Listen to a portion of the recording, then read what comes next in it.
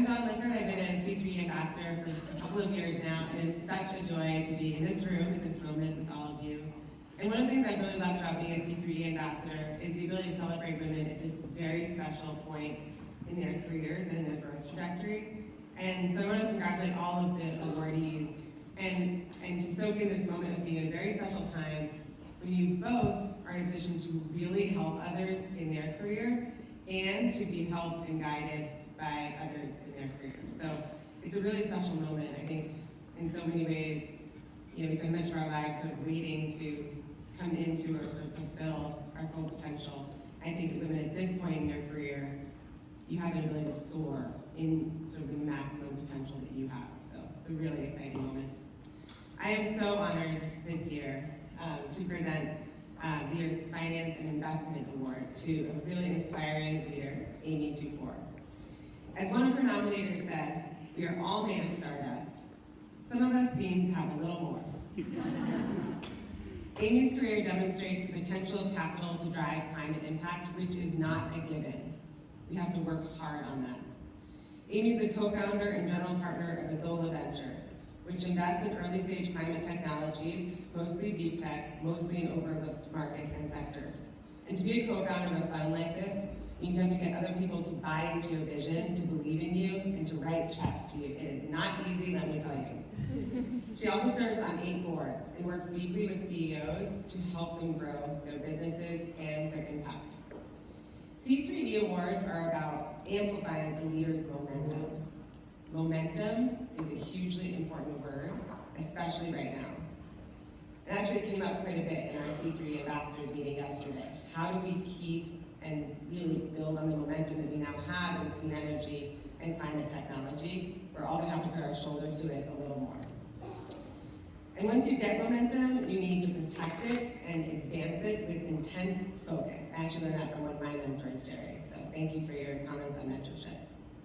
Amy has momentum, but more importantly, she's created enormous momentum for a critical style of investing, one that puts impact at the center while also driving returns for investors.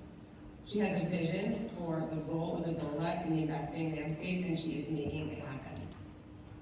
Amy's deep experience in finance and supply chain consulting globally, really working around the world before coming into venture, spans 3 continents.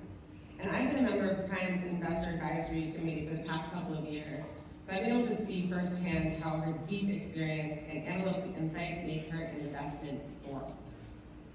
I've also seen how Amy sees the best in people and thinks about problems from a true people-centered perspective. And this goes from leading the firm's DEI strategy to lifting up others as she herself rises. And one experience stands out to me from moments with Amy when she was visiting Hawaii. We met up for what was supposed to be a quick drink and turned into an in-depth exploration of community impact for climate projects. So for her, it's not just about each individual investment, it's about what we're building together. So Amy really exemplifies the vision of the C3E Award, and it's my sincere belief that this honor will propel Amy's stardust to reach even further, and that will be to the benefit of us all. Congratulations.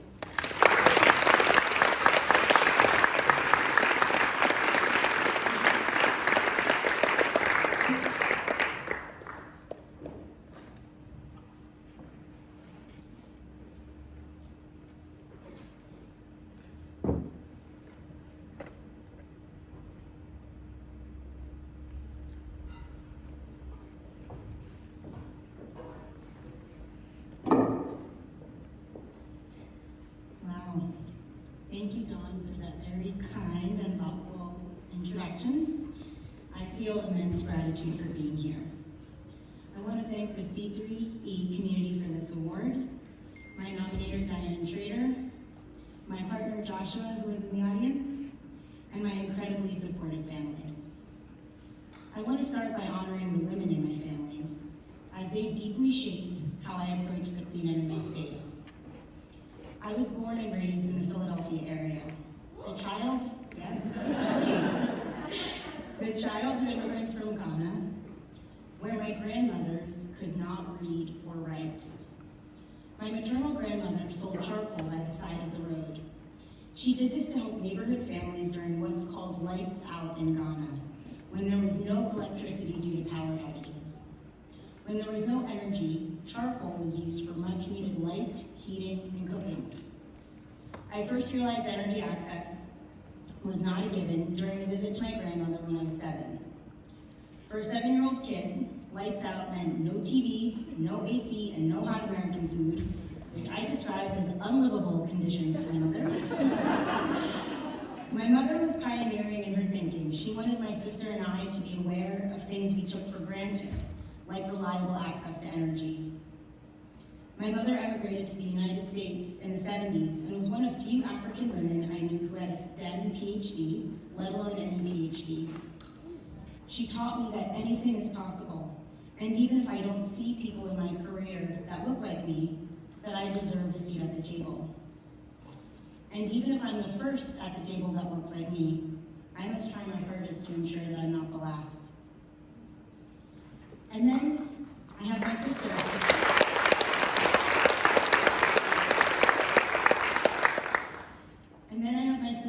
Who is an extraordinary filmmaker and taught me the importance of storytelling. Her ability to uplift and include overlooked voices in film inspired me to be more intentional about access and inclusion in the clean energy space. Storytelling is a tool to live my intersectional values of justice, fairness, and environmental stewardship. My lineage and lived experiences have shaped my thinking beyond conventional boundaries of how to invest, who belongs at the table, and how to see opportunity and risk in clean energy. At Azola Ventures, where I'm a co-founder and general partner, we built an innovative blended finance venture capital fund to invest in technologies with the potential for gigaton scale climate impact. We wanted to bring two worlds together, philanthropy and venture capital. Despite the total assets of U.S. foundations and U.S. venture capital funds, each north of $1 trillion, both asset classes have underinvested in clean energy. Climate-related causes receive approximately 2% of total philanthropic giving in the U.S., and VC funds tend to be overweight in subsectors like mobility, solar, and wind. Azola's unique model brings together conventional venture capital and catalytic capital to invest in overlooked clean energy and climate startups. Catalytic capital is structurally more patient and flexible philanthropic capital and allows our fund to absorb disproportionate risk.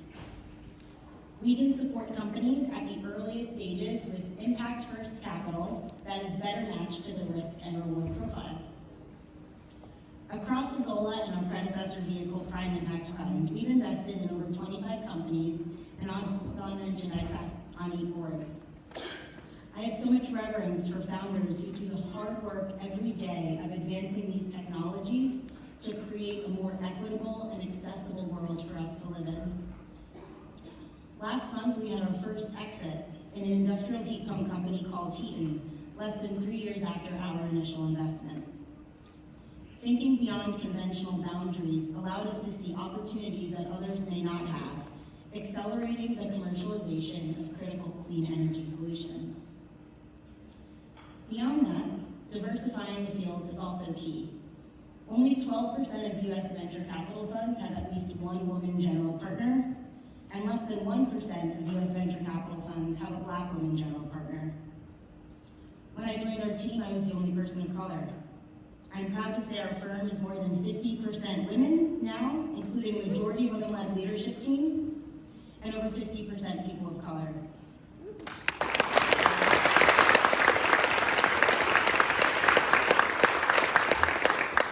We've incorporated metrics to track gender, racial, and geographic diversity, and began our journey of incorporating equity and justice into investment making and managing activity.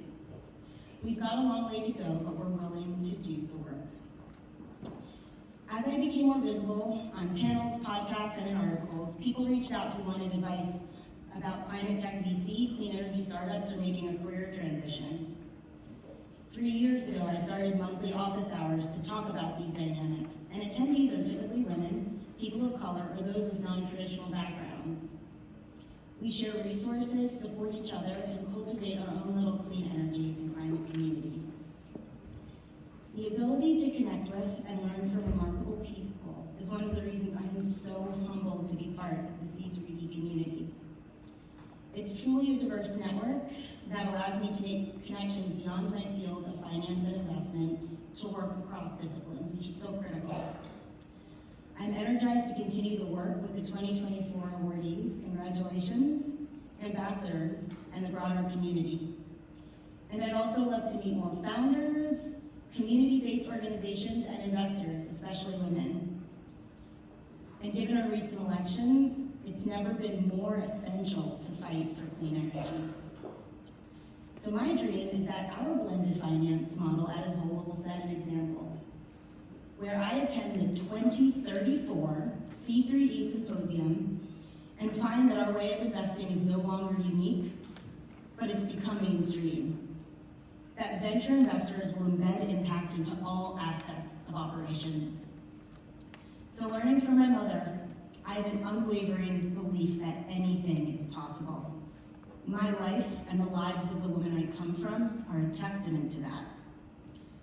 But we're all different pieces of a puzzle, and success is only possible if all of the pieces fit together. So thank you.